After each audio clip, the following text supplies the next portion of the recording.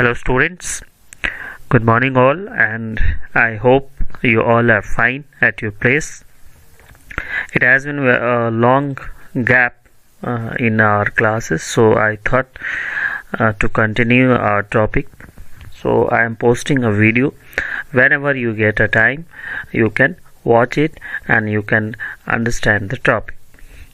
Today I am going to start a new topic, that is report, and this is also the last topic of this last session of this unit. So I thought to complete this unit, and we have to complete our syllabus well on time. So let us see what is a report and why we create the report. So before creating a report, first step that we need to do is to start our database. So I'm opening the database base again. We were studying the base. I'm going to start the open office base, and then after opening the base we will select our database for which we will create a report.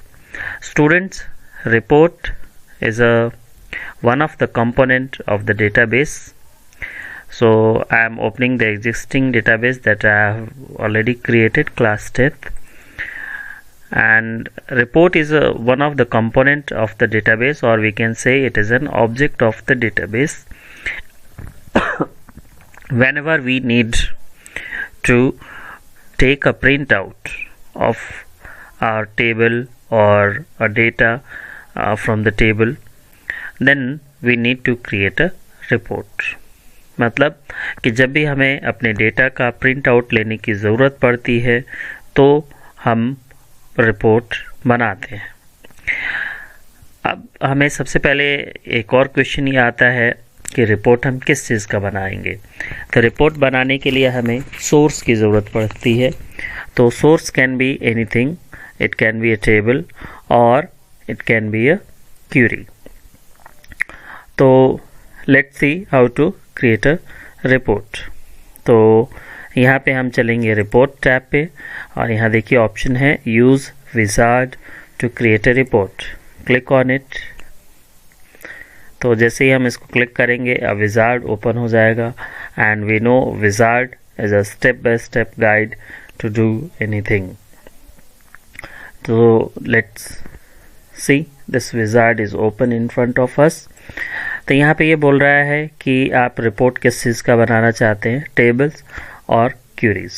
तो यहाँ से देखिए ये इतने tables यहाँ पे बने हुए हैं. मैं एक टेबल सेलेक्ट कर रहा हूँ, एम्प्लॉय.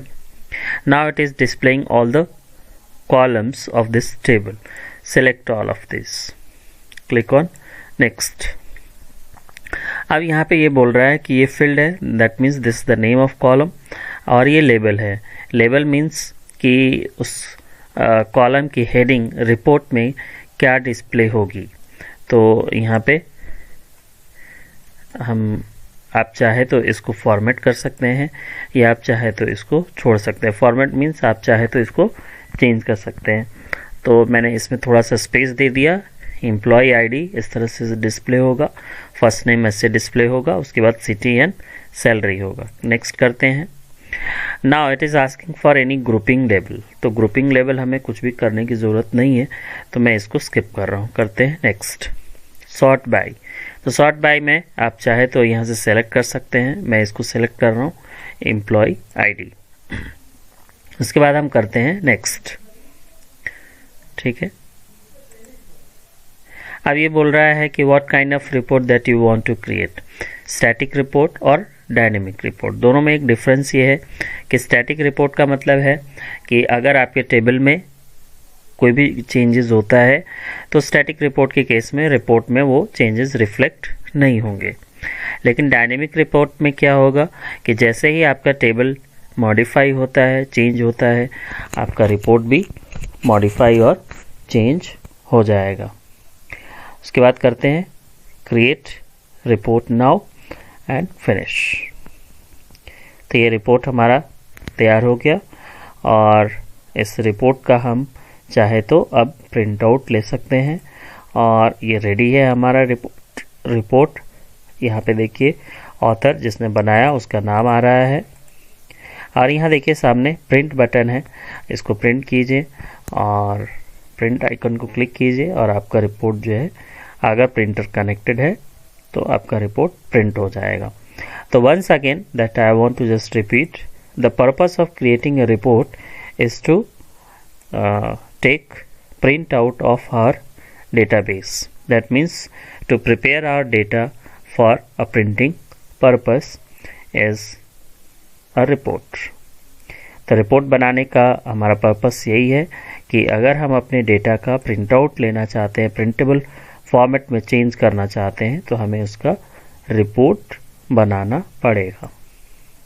आई होप कि आपको समझ आया होगा। अगर कोई डाउट है तो आप your queries are always welcome.